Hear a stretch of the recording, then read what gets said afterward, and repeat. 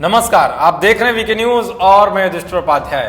गृह मंत्री अमित शाह के गांधीनगर और केंद्रीय मंत्री स्मृति ईरानी के अमेठी सीट से लोकसभा सदस्य चुने जाने के बाद गुजरात की 2 राज्यसभा सीटें खाली हो गई थी। इन दोनों सीटों पर 5 जुलाई को चुनाव हुआ, जिसमें बीजेपी ने अमित शाह की जगह विदेश मंत्री एस जयशंकर और स्मृति ईरानी की जगह जुगलजी ठाकुर को राज्यसभा भेजने के लिए उम्मीदवार बनाया और आखिरकार दोनों ही उम्मीदवार इस चुनाव को जीत भी गए।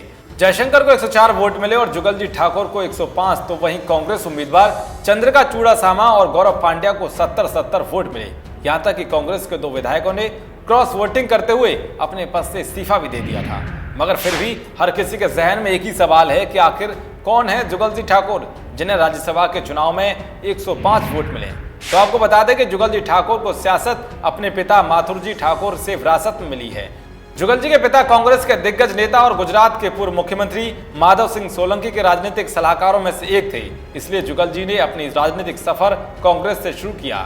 लेकिन नरेंद्र मोदी के राजनीतिक उभार के बाद बीजेपी का दामन थाम लिया और भारतीय जनता पार्टी युवा मोर्चा से जुड़ गए।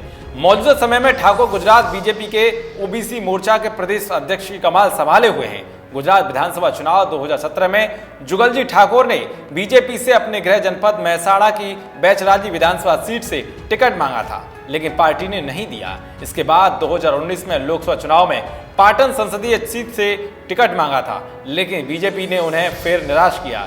इसके बाद पार्टी ने जुगलजी ठाकुर को पाटन सीट से भरत सिंह दाभी को जिताने की जिम्मेदारी सौंपी थी, जिसे उन्होंने बखूबी निभाया। इसी के चलते पार्टी ने उन्हें अब राज्यसभा के लिए अपना प्रत्याशी बनाया था, जिसके बाद उन्हें जीत भी मिल गई है। बता दें कि एक दौर में जुगलजी ठाकुर ने कांग्रेस के बागी विधायक अल्पेश ठाकुर के साथ ठाकुर सेना में काम किया था। उन्होंने शराबबंदी को लेकर आंदोलन चलाया था, लेकिन अल्पेश ठाकुर का कांग्रेस की तरफ झुकाव और बीजेपी विरोध के चलते जुगलजी ठाकुर ने अपने को अलग कर लिया था।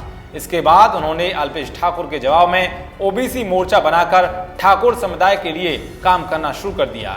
जुगलजी ठाकुर का उत्तर गुजरात के इलाके में अच्छा खासा आधार है और ठाकुर समुदाय के बीच उनका काफी अच्छी पकड़ भी मानी जाती है। उनके पिता की ओर से इस इलाके में सामाजिक कल्याण के कई संस्थाएं बनाई गई थी, जो शिक्षा और स्वास्थ्य के लिए काम कर रही हैं। जुगलजी ठाकुर के जरिए बीजेपी ने ठाकुर समुदाय को साधने का काम भी किया है। जुगलजी ठाकुर के बारे में जानकारी आपको कैसे लगी, आप हमें कमेंट करके बता सकते हैं। वीडियो पसंद आया है तो लाइक करें, शेयर करें और हाँ, ऐसी तमाम तरह की खबरों का अपडेट पाने के लिए वीके न्यूज को सब्सक्राइब कर दीजिए और देखते रहिए वीके न्यूज। शुक्रिया।